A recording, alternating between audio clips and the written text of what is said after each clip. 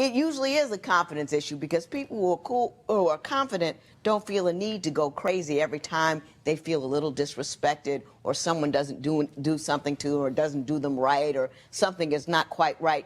If you're not confident, if you're concerned about how people perceive you, then you do get angry when you perceive any kind of slight whatsoever. So you might have to redefine your terms a little bit, and your short temper is probably a function of lack of confidence.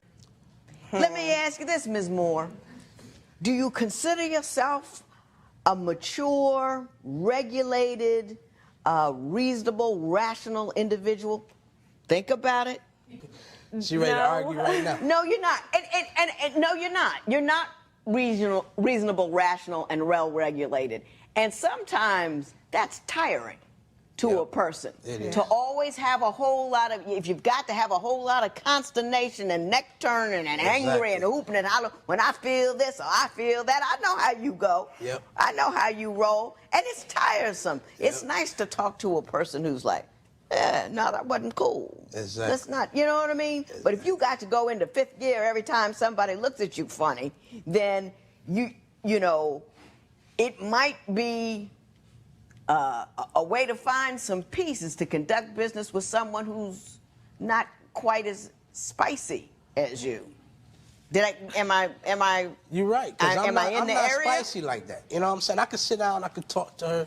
You know what I'm saying? But my talk, if I don't say something the way she want me to say it, oh man, it's like a hurricane, like typhoon. Well, you say she has a problem with her confidence, and probably the two are related. But why don't you tell me something, an example of when you feel her confidence is weak? It's not. I mean, it's not so much as, you know, she's very confident. It's just that she's not calm. You know what I mean? If she would just be calm with her confidence. I'm very calm with my confidence. Lies. If she would just be calm, But you understand that you're not calm, right? Right. You're not there's really times well that I could regulated. blow up, but there's a reason behind it. There's always a reason. There's always a reason to be angry. There's always a reason. When people yell, holler, hoop, and carry on, they always have a reason. And it's typically not the reason they believe it is. People who get spicy a lot aren't confident. So you saying a kiss on the forehead is Mr. Washington. Okay, I'm sorry. I'm sorry. I am speaking and trying to help you out. Quiet as it's kept. I'm trying to get your situation together, okay? I apologize. It usually is a confidence issue because people who are cool, who are confident, don't feel a need to go crazy every time they feel a little disrespected or someone doesn't do something to them or doesn't do them right or something is not quite right. If you're not confident, if you're concerned about how people perceive you, then you do get angry when you perceive any kind of slight whatsoever. So you might have to redefine your terms a little bit, and your short temper is probably a function of lack of confidence as opposed to an expression thereof. That's all I want to say.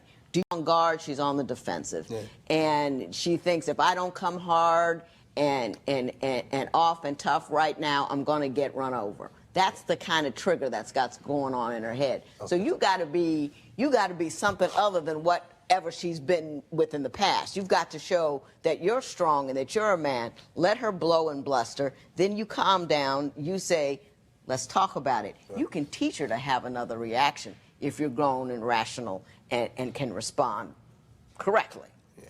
And as he does that, you have to grow into a more calm, rational, and regulated woman. I understand that. You get that? I'm working on both of y'all's behalf here. Do you see what I'm saying?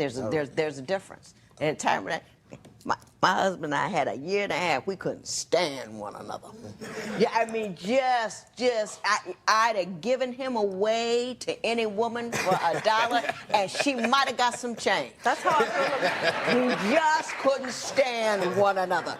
And it got to the point where we were yelling all the time, and my mother said, "Why are you yelling?" And I said, "Well, because I'm upset, because he's upset." And she said, "Don't yell.